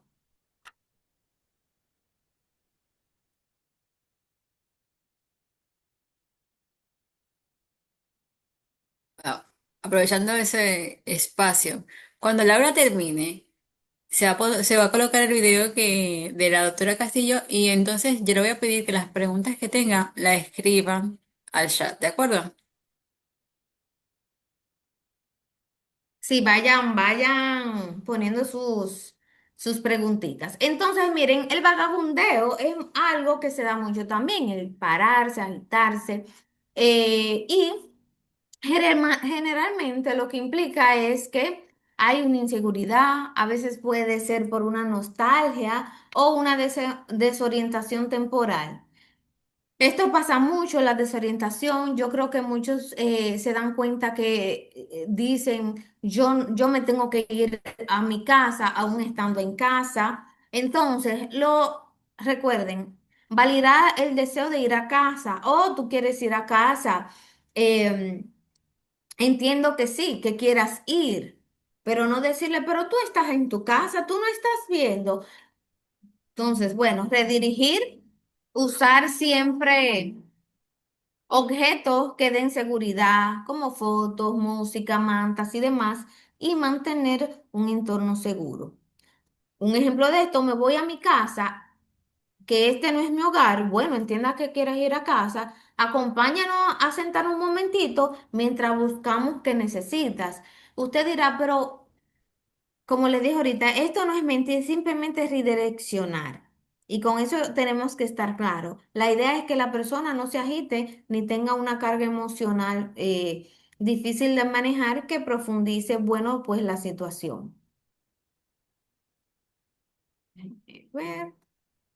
También alteraciones de sueños. Miren, las alteraciones de sueños pueden venir por muchas razones. Cambio en el ritmo circadiano, cambio, también ejemplo de medicación, las piernas inquietas, como le llamamos. Lo ideal es siempre tener su rutina para poder dormir. Evitar las siestas largas o la dormida de mucha duración, porque entonces esto le va alterando su ciclo. Entonces, siempre digo, si la primera medicación, por decirlo así, en caso de que esté medicado el paciente, es a las 8, bueno, por todos los días nos vamos a levantar a las 7:30. No que un día usted lo levante a las 6, ahora sí hay que ir al médico y hacer otras cosas, esas son excepciones, pero que normalmente sea una hora fija. También reducir lo que es el café, que muchas veces ellos no quieren dejar su cafecito, pero a veces esto puede alterar el sueño. Entonces, a veces se lo va a dar, quizás que sea temprano en la mañana y no en la tarde. Bien, muchos de nuestros pacientes o familiares usan pantalla o tienen celular y demás. Lo ideal es alejarlo por lo menos una hora antes o una hora y media antes de que él vaya o ella vaya a dormir. Si es posible poner una musiquita suave para que esa musiquita vaya intuyendo ese sueñito, pues mucho mejor. Siempre luz tenue o si la persona está acostumbrada a dormir con las luces apagadas, pues hacerlo climatizar el ambiente. Entonces, se puede decir ahora es hora de relajarnos, vamos a prepararnos para descansar con esta musiquita bien tranquila. Y así lo vamos a llevar. Entonces, miren, hay claves específicas que va a ser la llave de que usted tenga una mejor conexión con su adulto mayor en casa y usted pueda llevar esto. Lo primero es anticiparse a las necesidades. Ya cuando usted tiene un familiar que tiene un año en esta condición, 2 años, ya usted sabe más o menos las horas precisas. Entonces, anticiparse a la hora de comida, si tiene sed, si tiene hambre, si quiere ir al baño. Todo eso usted lo puede anticipar porque ya conoce su rutina y usted mismo es que se lo debe de crear si tiene frío, si tiene calor. Por ejemplo, yo desde jovencita sufro de un frío, a mí me da frío todo el tiempo. Yo sé, muy probable que si yo soy una adulta mayor, la persona que me conoce va a saber que si me pone un aire acondicionado, me va a dar frío. Entonces, usted lo tiene que conocer también de su familiar. Verificar si no hay dolor. Dolor porque puede ser un dolor estomacal, puede ser un dolor por algún ampollo, un dolor de cabeza. Hay que anticiparse. En caso de que dure mucho tiempo acostado el familiar y demás, saber que todo esto puede causar también dolor. Mantenga a su familiar con ropa cómoda, no incómoda. Si es para estar en casa, que esté relajado, relajada. No hay necesidad de ponerlo siempre tan bonito. Ahora, cuando haya que salir, no ponemos la ropa elegante, pero si es en casa, no lo, hay que estar cómodos. Y también, si hay cansancio o exceso de estímulo, es importante poder hasta cierto punto entender. Si un familiar suyo es normal que se duerma a eso de las 10 de la noche, si hubo una reunión familiar ahora que viene Navidad y ya son las 11, usted sabe ya que su familiar está cansado. Entonces, no extienda tanto y llévelo a la cama a la hora para que no pierda su rutina. Bien, algunas recomendaciones puntuales que le quiero dar es que usted como cuidador debe cuidar muchísimo lo que es su energía, lo que es su esencia. No se descuide de usted.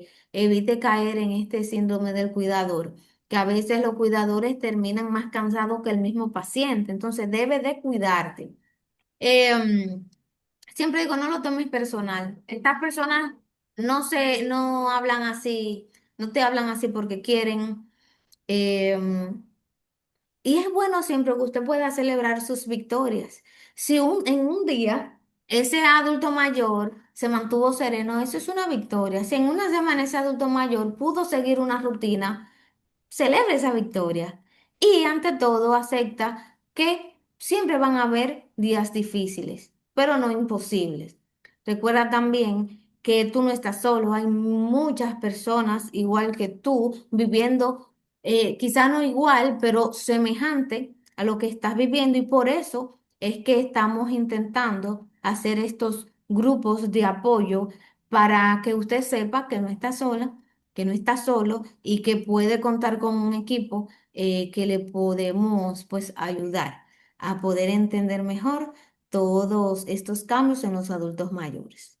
Entonces, ya hasta aquí Muchas mi gracias, parte. Laura. Excelente.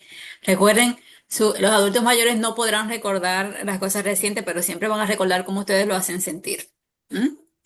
Si lo hacen sentir mal, si lo hacen sentir seguros, eso ellos, su memoria emocional es así que recuerda. Nix,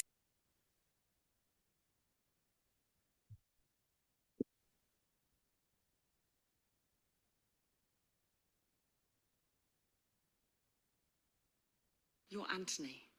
Anthony. Anthony is a nice name. You're Nixie, Anthony. yo creo que no se ve como, no está corriendo el video, solo se escucha el audio. Anthony is a nice name. Anthony, don't you think?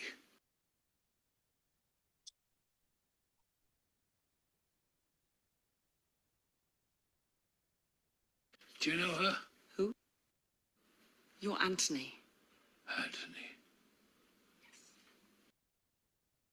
Anthony, it's a nice name. Anthony, don't you think? It's a very nice name. My mother gave it to me, I imagine. Do you know her? Who? Sí soy yo, pero ¿lo están viendo correr? No. No, no está corriendo, Nixie, nadie le No, está viendo no correr. está corriendo. Creo que se va a tener que quedar otro Ya, día. misión. Realmente ese es un corto de la película El Padre, donde obviamente el paciente se está bastante alterado, ¿verdad? Muestra mucha confusión.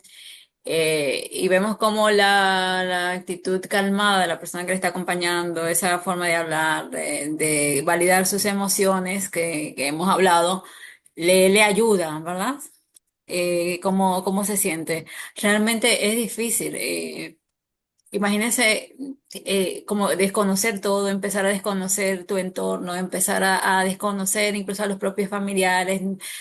Es una situación bastante, se sufre, la sufre, como yo digo, la sufre el paciente, sí, pero también los familiares porque es bastante difícil.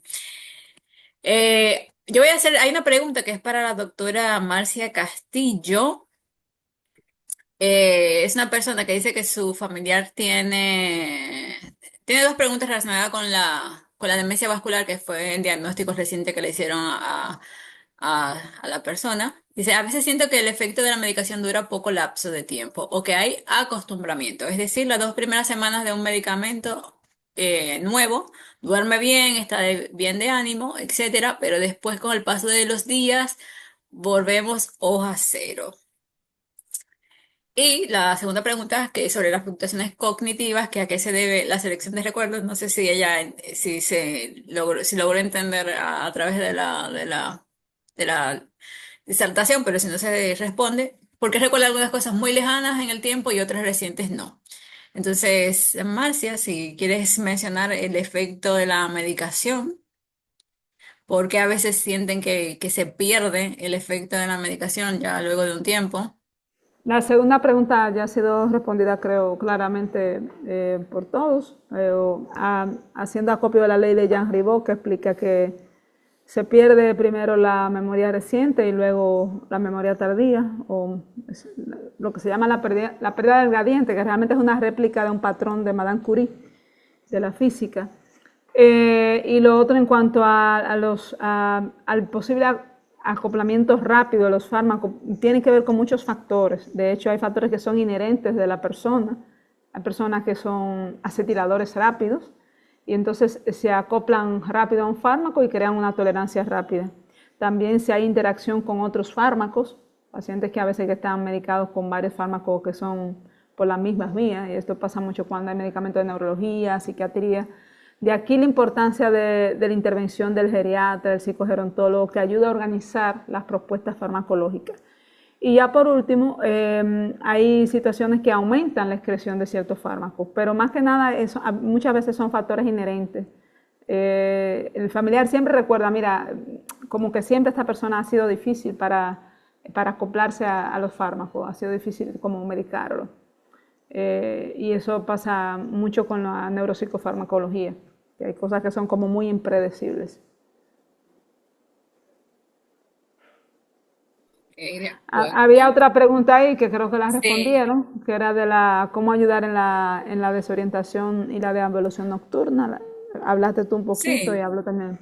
Creo que esa está respondida también. bueno, ahí podríamos agregar algo y es que, por ejemplo, y dijimos, es muy importante que cuando ya va cayendo la tarde, no dejar como que todo oscurezca así, ¿verdad? Sino que ir como que encendiendo luces, que no haya esa oscuridad, que no, cerrando las cortinas para evitar las sombras en el ambiente.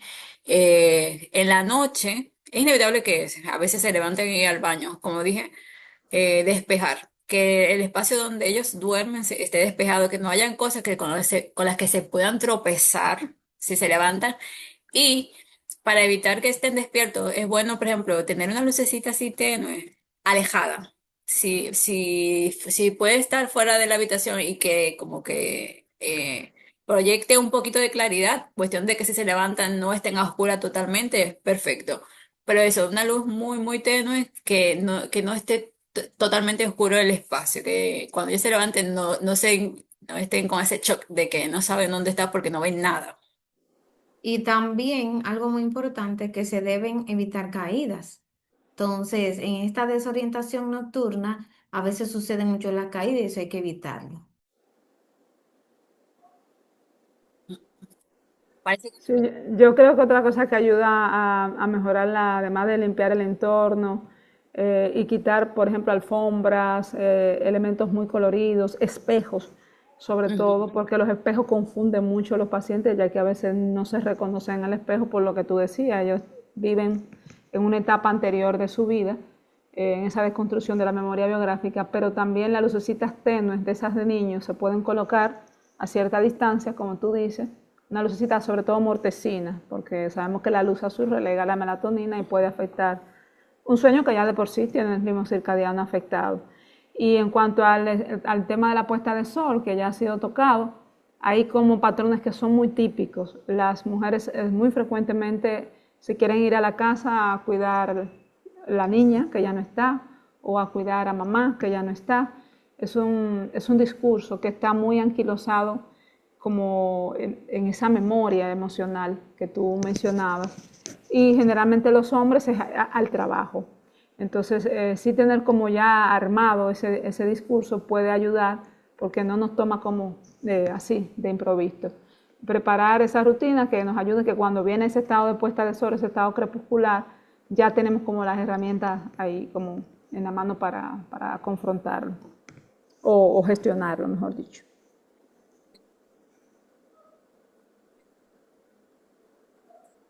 No te escuchamos, Yo si Jocelyn. no te escuchamos.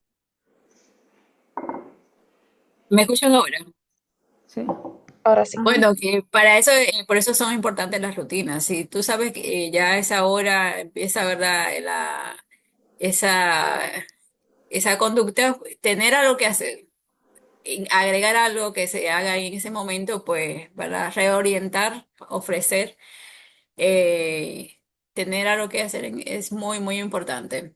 Y sobre todo, como ya le hemos dicho, lo importante de esto es que sepan.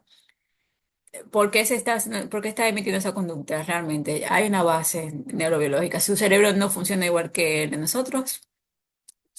Tenemos que aprender a ver la conducta, no a la persona, no personalizar, como decía Laura, ¿verdad? No es contra usted, ni mucho menos. Ver por qué pasa para que hagan los ajustes del lugar. Empiece a prestar atención, a ver si es el ambiente, si es la forma de responder, si es una incomodidad.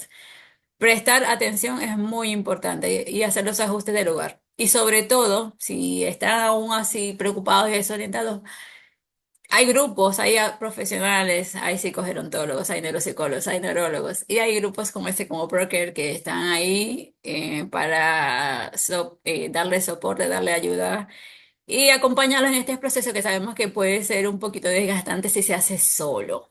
¿M? Así que no sé si la doctora Castillo quiere tener algunas palabras finales. No, darte las gracias a ti por organizar este espacio tan maravilloso. Gracias a Laura por participar desde el corazón del Cibao, donde las águilas están ganando. Y gracias a todos los cuidadores que cuidan de corazón. Nunca lo están haciendo mal. Ya el hecho de que lo están haciendo es bastante bien. Recuerden que cuidarse ustedes es cuidar mejor y que en este camino de cuidar es una calzada de Maús. Todo es un acompañamiento. En un momento nuestros padres nos llevaron en los brazos, luego nuestra pareja, y luego de alguna forma, como dice Begoña Abad, hay que buscar esa distancia exacta del amor. Uno se alza sobre los pies para buscar el beso de su madre y luego tiene que bajarse para poder besar a su madre porque a veces se va empequeñeciendo, pero hay una medida exacta para ese cuidado, para encontrarse. Y ese amor es entender desde esa perspectiva del conocimiento, porque conocer, entender, educarnos, también es amar. Así que gracias a todos y para la próxima tenemos un taller más enriquecedor, tal vez con más proactividad. Y recordarles que en Cognitiva RD tenemos no solamente este espacio, sino que tenemos servicios integrales de adolescentes, salud y mujer, que es un capítulo muy importante, terapia de familia, acompañamiento en aceptación y duelo, la terapia cognitivo-conductual, que es una herramienta no farmacológica para los síntomas conductuales, la neuroestimulación cognitiva, que apuesta a la plasticidad, y bueno, nada, esto que es parte de nuestro quehacer, no solamente médico, sino humanístico, acompañar a todo aquel que esté pasando por un proceso de dolor. Donde quiera que haya dolor, el deber del otro es acompañar, siempre acompañar. Gracias a todos, feliz noche Buenas y noches cuídense. a todos. Que Muchas la, gracias por acompañarnos y por la confianza depositada. Gracias, Laura. Gracias a ustedes gracias, por la Laura. invitación. Bye. Bye.